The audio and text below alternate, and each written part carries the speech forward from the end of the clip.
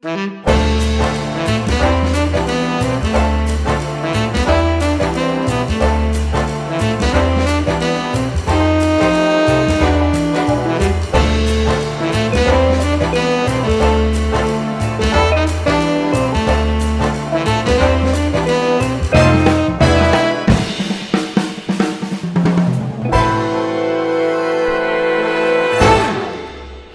everybody, and welcome back to the Family Meal Podcast. My name is Grace, and thank you so much for tuning in this week. So today, we're going to be talking about some frightening statistics about the percentage of restaurants that we're seeing that are closing permanently. I hate to be so doom and gloom, but I really do need to talk about this. I think these are numbers that people need to be confronting and need to be looking at because this is the reality, as we get into what are we in month 6, 7 of this pandemic? We need to start thinking about this because it's only going to get worse as we close out the year. So a couple days ago, Jim Cramer, who is, I didn't really know him before I read this, but he is an American television personality and host of Mad Money on CNBC. He's a former hedge fund manager as well as author and co-founder of TheStreet.com. He has announced that he is closing his 2 Brooklyn restaurants, saying, quote, "When we get a vaccine, I'll reopen." So he's going to continue to pay rent on these 2 properties. However, he is just closing them for operation until there's a vaccine. And he primarily cites financial logistics as the chief reason for closing because, as we've mentioned a couple different times on this episode, at 25% capacity, it's really just not worth it for a lot of businesses to open. That won't cover basic expenses, that won't keep your staff employed. So he said that just can't work for his situation. If it was 50%, it would be doable, but at 25%, it's just not. And it's also not safe. I'm sure I'm not the only person who's seen the diagram of, air vents and how people can get infected. And, you're asking people to be inside without masks on and eating, and there's all kinds of concerns that come with that. So according to Yelp, as of August 31st, 32,109 restaurants closed, and 61% of those closed permanently, like shuttered their doors, they're selling the property, it's over. So Cramer knows that he's very lucky because he doesn't have to worry about when there is a vaccine being able to reopen. Financially, that's not a problem. He was not dependent on this restaurant for his own personal income and keeping a roof over his head. So when it's safe to do so, he will have the ability and the finances to reopen. But we know that that's just not the case with every, mom and pop restaurant, family owned local business. A lot of them do depend on that as their primary source of income. And so closing them permanently means, there's no hope. I mean, they're not going to reopen again. If you look up iconic restaurants that have closed because of COVID, you will see that in pretty much every state and every major city, there's some restaurants that are staples of those communities or those landmarks in those cities are closing their doors forever. A couple in New York, I know a couple of Momofuku's like chains have closed. I was seeing a lot of places in Chicago, a lot of places in, some not as major city places as well. I was seeing some in Wisconsin, Minnesota, things like that. But these places were clearly, staples of the community and places that were known for being around, 80 plus years. And it's really sad to see that, a lot of, one of them was saying, we have weathered a lot of storms, but we will just not make it through this one. You need to protect yourself and your family. It is projected that nearly 2/3 of New York's restaurants could have to close permanently by January. And while it's not exactly clear why they are permanently closing, I can give you a couple good guesses. And that's really what we're going to talk about today. Because you may see these numbers and you may think that it could never happen to the restaurants I know or the restaurants I love or the restaurants in my community. But there's a lot of different factors that lead into why a restaurant closes, why they choose to do it permanently. And so we're going to break that down a little bit. And there's no shame in having to, close a restaurant down permanently, especially given our current situation. So I just want to kind of go through that so that you, from a customer perspective, can kind of understand what restaurants are up against. And we've talked about some of these a lot, but I really just think it needs to come to bear that this is becoming a reality. The worst possible scenario is becoming true. I mean, 2/3 of New York's restaurants, that's thousands of restaurants. That is thousands of people are unemployed, and jobs are going to be hecka competitive after that. Like getting a gig in a restaurant will suddenly be hard because there's only a third of what there used to be, and not every waiter is qualified for every kind of job, you know? So anyway, before I get too ahead of myself, let's get into it. So one of the first reasons that a restaurant could be closing permanently is because restaurants already are usually struggling as is. Forget the pandemic, okay? If you, as a new restaurant owner, break even at the end of your first year, like you are finally operating at a profit instead of a loss, you can say that's a good sign, okay? Restaurants are not cash grabs, quick money kinds of schemes, okay? Restaurants are often very unsuccessful, even while they're filled and people are giving great reviews, before they are ever financially successful. They have already, the industry by and large has such small profit margins. Most restaurants are barely getting by in the best of times, right? So because of that, they usually have very little in savings. Most restaurant owners or operations have just enough to sustain themselves for either a month or two before they just completely run out of money. So they have a month or two of, we can make no money and still be operational, right? That month or two is long freaking gone, okay? So you probably burned through that in March and April, right? So think about that. So at April, when you could finally maybe start doing things, you were desperate because you were out of money. And now you've been in that situation for 5 months, okay? So you never know who was struggling before the pandemic even started. You have no idea who was like, okay, you know, I saw so many stories of people who just spent, $2 million on a renovation for their restaurant thinking this is going to be the year we really make it big. We'd been steadily growing and we invested all this money. And then March hit and they couldn't even open.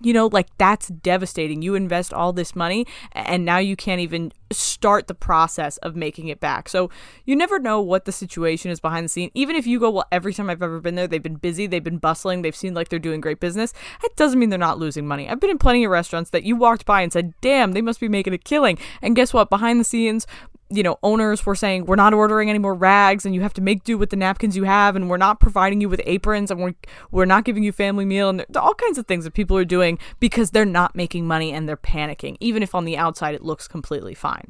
So that's the first thing. You never know anybody's situation. Good life lesson there. You never know what anybody's going through. Second, not everyone could transition to takeout or outdoor dining once that was allowed. I drive through my own town that I live in, and the town has tried to make accommodations for people to be able to have outdoor dining, but you know what? Some places they just don't really have the space, or the space that they were allotted is not enough to be profitable. Again, it's kind of like the 25% capacity thing. It's not a given that is profitable or reasonable to even be worth doing for most restaurants.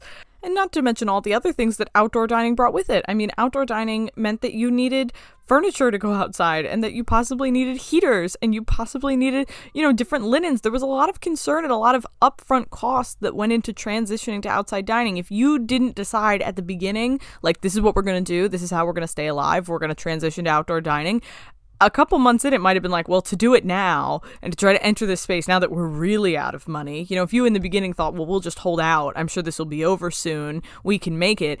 At a certain point, there was no return, right? Where you said, well, now I don't have the money to do those upfront costs to do outdoor dining, but I know that this is going to go on much longer than I anticipated. So I can either wait and hope this ends soon, or I can bite the bullet and invest. And by the way, just while I'm on the topic about investments into outdoor dining, the price gouging going on right now for outdoor patio heaters is ridiculous. Like, everybody in the world, every restaurant that has any kind of outdoor space is desperately trying to get their hands on patio heaters. And it is ridiculous. The effort that we had to go through to get just like 15 of them was absolutely astronomical. We were having crates that were quote unquote getting lost in the mail, which that they just found someone that would take them at a higher price and didn't send them to you. Like, we were left in the lurch a bunch of times. It was like between 5 minutes, like 20 would get sold out from a website as soon as somebody had them in stock. It was crazy. And I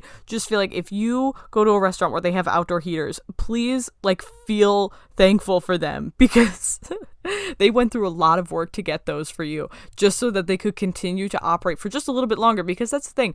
We're going through this huge investment now into outdoor heaters, but they're not going to last. First of all, the price of gas just to maintain those things is like, for us, for 15 heaters, I think it's $1,400 a week in propane. That's ridiculous. That's a huge additional expense. That's not counting what it cost for us to just get them. And it only bought us September and October. And really, September we could have gotten through without them, except for like a couple nights. But it's only buying us October, because November they're worthless. They're not going to be able to keep people warm enough. And you can't put them under a tent, so like as to keep in the insulation, because that's a fire hazard. So it's this huge upfront expense. For what? So that you could have people through October? Yes, because you know what? Once November comes, we probably are unoperational. So let's try to milk this as long as we can. So it's a really tricky situation, and I don't envy any restaurant owner that's trying to figure this out. So that was a difficult call for, I think, a lot of restaurants to make. And second of all, not everything was good for takeout. So this is kind of we're getting into the foodie side of it, which I'm sure some people like. Some people like when I talk food. But not all food is meant to be done as takeout, okay? A great example that not many restaurants do, but a great example that works is like a souffle, okay? When you get a souffle in the restaurant, it comes out of the oven and then is immediately brought to your table. Why? Because it's beautiful and it's puffy and it's well risen and it's gorgeous and it's delicious, right? But over time, souffles sink, right? So if you take a souffle out of the oven, put it in a tin, which, by the way, takeout tins, you should never put anything in them like really, really hot. You should always kind of let stuff cool a little bit, because A, it could cook it more, but also B, it could create an environment for bacteria to grow. Really questionable, like putting just something hot into a takeout container and leaving it, for a while with that heat still in it. So not, a souffle, if you put it in a takeout container, it's going to sink. It's going to look like a puck by the time you get it. It'll probably taste fine, but it's not going to be very satisfying, and it's not going to be really high quality. There's a lot of high quality restaurants that could not easily transition to takeout. And even a lot of places I know we're doing, you pick it up cold from your takeout and then you reheat it at home. Again, not everything is meant to be reheated. If you cook a fish to a perfect temperature, right? You cook it to a beautiful medium rare. If they reheat it, it's going to be medium, right? So do you cook the fish so that it's a little bit raw, so that when they get it and they reheat it, now it's a perfect medium? Do you can't put in certain things, some things are just going to be gross if they get reheated. Everybody knows when you've tried to reheat something from last night and it was delicious last night, but when you reheat it today, it's like tough and weird. Not everything works for that. So it required on restaurant owners and chefs to be a little bit more creative about, well, if we are going to do a takeout menu, what the hell is going to be on it? Because we need to be thinking about our customer. We can't have them doing takeout and it's not the same caliber of what they had when they would eat in person, because they'll just stop wasting their money. And I need them to waste their money on me. I really desperately do. And not to mention, what about bars? What about places that primarily made their money off of alcohol and not off of food? You can't do that. I mean, technically it's very illegal to serve alcohol to go. Most liquor licenses, and liquor license is a whole controversial topic that I could talk about, but like in New Jersey, your liquor license most of the time does not extend to you being able to like sell somebody a bottle of wine which they put in their car and they bring home. That becomes a whole weird thing with the law. Like, it's okay, I believe, as I understand it, to have unopened alcohol in your car, but opened alcohol is a problem, which is why if you go to a restaurant and you buy a bottle of wine, they can't let you take that home if you don't finish it. Their liquor license does not cover you taking alcohol off of their premises and bringing it home. Or I think you can if it's a bottle of wine, like if you can close it, then it's closed alcohol and you can take it in your car. But my point still stands. If you're a pub, how are you making and like your food, no offense to pub food, because your girl loves some French onion soup from a pub or some fish and chips, a big fan. Okay, big fan of pub food here, no discrimination. But if you're a pub where like the food is kind of an afterthought, it's fine, but like nobody's coming just for your food. People are coming for the alcohol and they'll eat your food because it's there and it's fine. How are you going to make money? Because you can't just sell the food because no one really wants to buy it. I mean, maybe some people, but not a lot, especially now that everybody's doing takeout. Who's really going to say, you know what, I'm feeling pub food, not a given.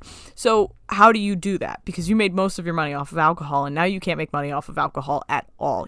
I feel bad for them because they didn't have a way to do that.